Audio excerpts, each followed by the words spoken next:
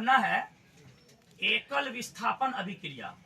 एकल विस्थापन अभिक्रिया अभी पढ़ना है और द्विविस्थापन भी पढ़ना है। एकल विस्थापन अभिक्रिया और द्विविस्थापन अभिक्रिया अभी हम लोगों को पढ़ना है। इसी वजह से हम आप लोगों को अभी धातुओं की क्रियाशीलता की श्रेणी आपके सामने लिखे हैं। ठीक है, ये जो है धातुओं की क्रियाशीलता की श्रेणी है। इसमें नीचे में जो जितना नीचे है वह उतना कम क्रियाशील है और जो जितना ऊपर है वो उतना अधिक क्रियाशील धातु है।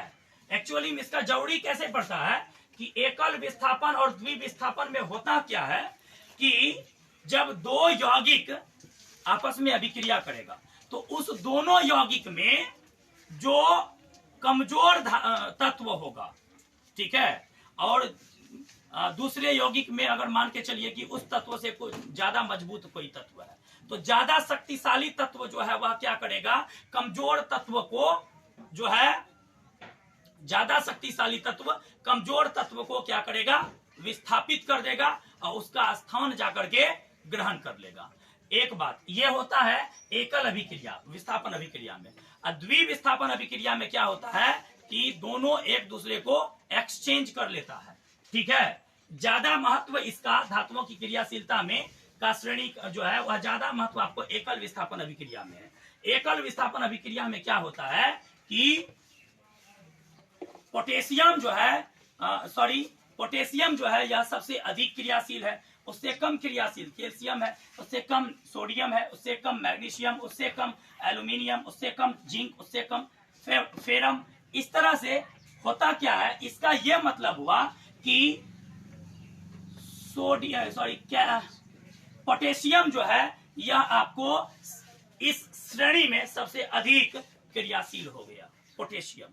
ठीक है, पोटेशियम आपको इस श्रेणी में सबसे अधिक क्रियाशील हो गया। ठीक है, कैल्शियम उससे कम पावरफुल हुआ। सबसे अधिक पावरफुल कौन हुआ, पोटेशियम। उससे कम पावरफुल कौन हुआ, कैल्शियम। सबसे कम पावरफुल कौन हुआ, आयरन, सोना। इसीलिए सोना खुली अवस्था में मिल जाती है। जब हम लोग धातु पढ़ने लगेंगे तो उसमें यह पढ़ेंगे कि क्या कहते हैं, खुली अवस्था में कौन से तत्व मिल जाते हैं और कौन से तत्व खुली अवस्था में नहीं मिलते हैं, संयुक्त अवस्था में मिलते हैं कुछ तत्व।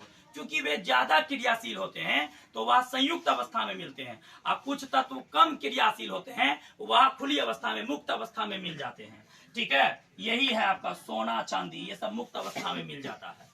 क्यों? क्योंकि यह कम क्रियाशील है, इस पर वायुमंडल का भी कोई खास प्रभाव नहीं पड़ता है, इसी वजह से यह खुली अवस्था में मिल जाता है। और यह जो है आपको सबसे अधिक क्रियाशील है, मतलब यह सबसे ज्यादा, यह क्रिया करने के लिए बहुत ज्यादा उत्सुक रहता है। यह क्रिया करने के लिए बहुत ज्यादा उत्सुक रहता है। जो तत्व क्रिया करने के लिए जितना उत्सुक है, समझिए केमिस्ट्री की भाषा में, वह उतना अधिक पावरफुल है। ठीक है, कहने का मतलब यह हुआ जो तत्व जितना अधिक क्रियाशील है वह तत्व उतना अधिक पावरफुल है। जो तत्व जितना कम क्रियाशील है वह तत्व उतना कम पावरफुल हुआ। कोई दिक्कत इसमें देना? चलिए ठीक है, अब हम लोग बढ़ते हैं आगे। अब हम लोग एकल विस्थापन अभिक्रिया का एक उदाहरण लेते हैं। ठीक है, एकल विस्थापन अभिक्रिया का एक हम लोग उदाहरण ले लेते हैं। ठीक है, मान लीजिए कि कॉपर सल्फेट के विलयन में एक क्वेश्चन आता है। ठीक है, कि कॉपर सल्फेट के विलयन में जब लोहे की कील डाली, बहुत भिवियाई, हम आप लोगों से कई बार इस बात का चर्चा कर लिए हैं, बहुत भिवियाई सवाल है कि क्या होता क्रिया, रासायनिक अभिक्रिया है, यह बहुत भिवियाई रासायनिक अभिक्रिया है कि क्या होता है जब कॉपर सल्फेट के विलयन में क्या कहते हैं, लोहा डाला जाता है, लोहे की कील डाली जाती है।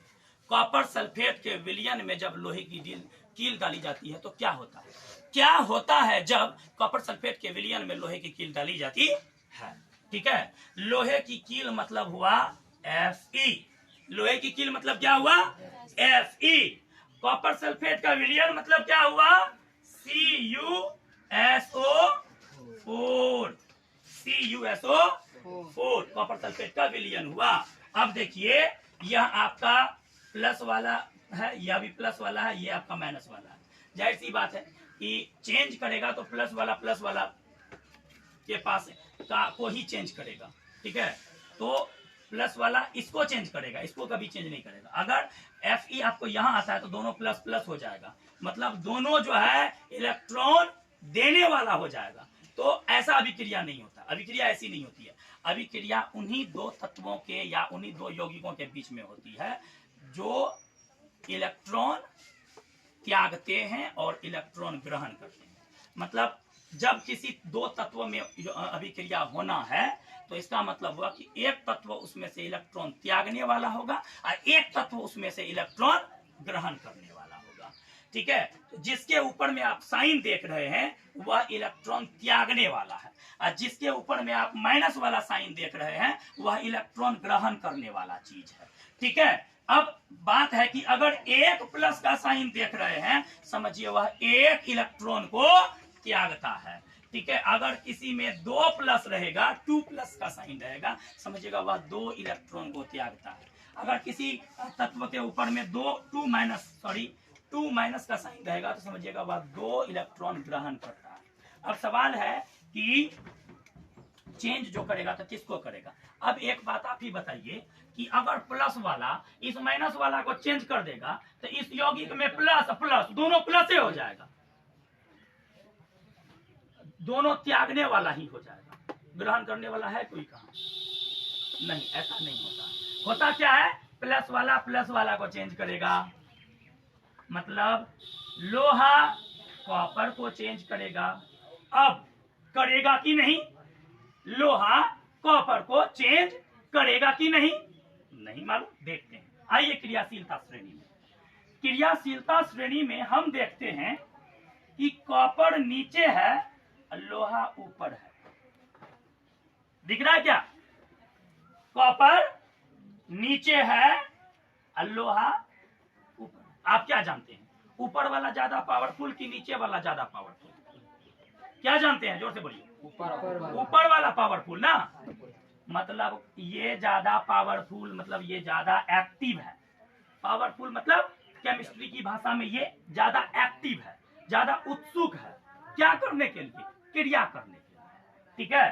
तो ये भी एक्टिव है, ये भी एक्टिव है, बट ये ज्यादा एक्टिव है किससे, इससे।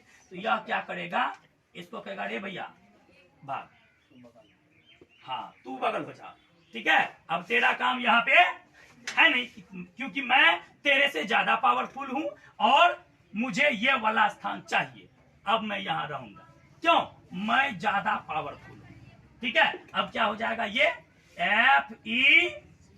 FeSO4, ठीक है, प्लस Cu, ठीक है। कोई दिक्कत नहीं ना, ठीक है, थैंक यू।